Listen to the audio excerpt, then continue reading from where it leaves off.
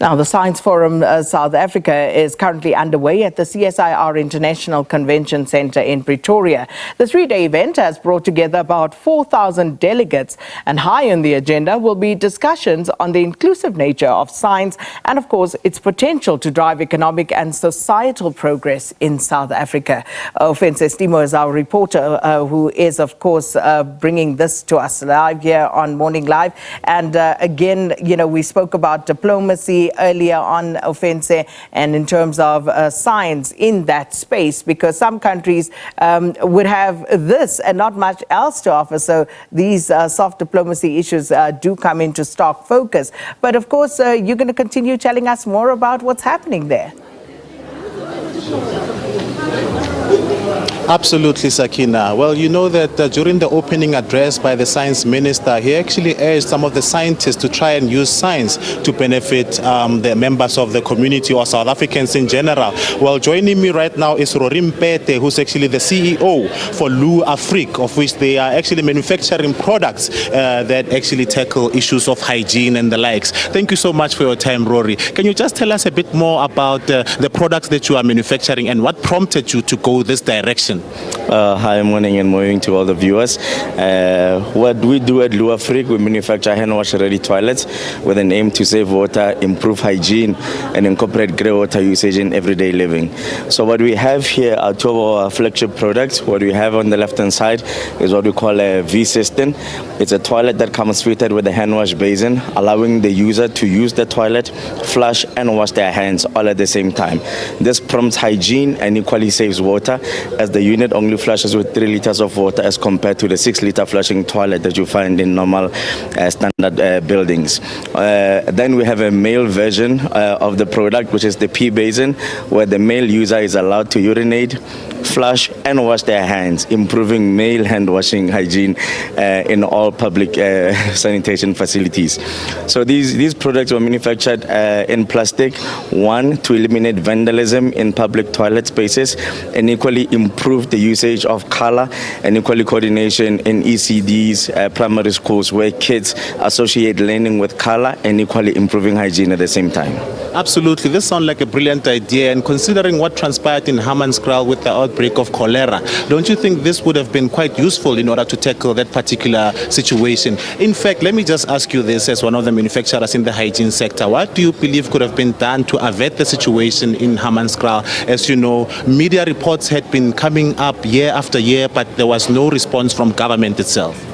Well, I believe we are here as innovators to develop solutions that can prevent and equally block pandemics such as the cholera or even the COVID-19 from happening again. Such platforms are government initiatives that help us to innovate solutions that can improve with ourselves in water and sanitation, improve on hygiene, give access to sanitation, and equally increase the livelihood of people in that space. In a situation of Hammanskraal where water or even fresh water is a scarcity and is a problem, a solution like ours would be ideal, because instead of installing sanitation solutions that use 6 liters and 9 liters of water, we'll be using a quarter of that with 3 liters and equally improving hygiene, thus preventing another health outspread of a cholera in that case. If you can just, show us how this particular mechanism actually works. I'll just follow you with the microphone so that you can speak on the mic itself. Yes. So in essence, if we give a demonstration unit, the bottom part is what we are familiar with. The user would sit down and do their business. As they are done, they would flush the toilet. As they flush the toilet, instead of getting up and going to the basin, this time around, you would wash your hands here. That way, we are prompting you to be hygienic, because you don't have to think about washing hands. Immediately when you flush, fresh water comes out, allowing you to wash your hands.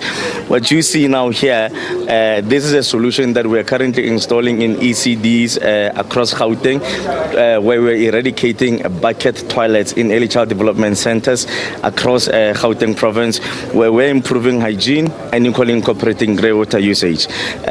On the second hand, here we have what we call a P basin urinal unit. The unit is a urinal element allowing the male user to urinate here, and then they would flush on top here. allowing them to wash their hands. Now that water that they wash their hands with washes off the urine inside. We're saving almost a liter of water with every male usage urinal in this case. Okay. And I was about to ask, because you mentioned the ECDs. Can you tell me, are there other initiatives that you've partnered with government to try and address some of these challenges that they are facing?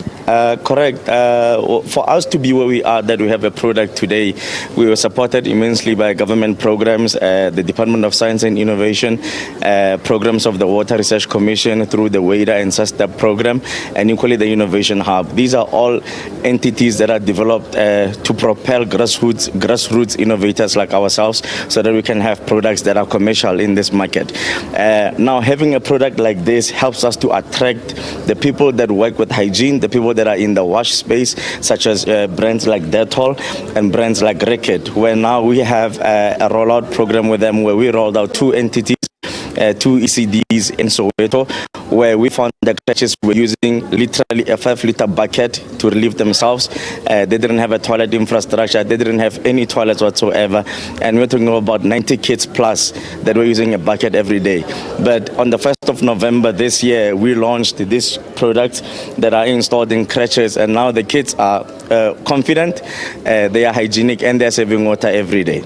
Thank you very much. Well, as you can hear, this is a good example of actually government partnering with the private sector in order to tackle some of the challenges that they are facing. As you heard now, that's Rori Mpete, the CEO for Afrique, actually saying that he's partnered with the Gauteng provincial government in order to allocate these toilets to early learning centers for children to ensure that hygiene is maintained at that particular centers. These are some of the displays that will actually be attending to traversing the CSIR to show you some of the innovations that are being made using science to try and tackle some of the challenges that are facing governments all over the African continent. And with that, it's back to studio.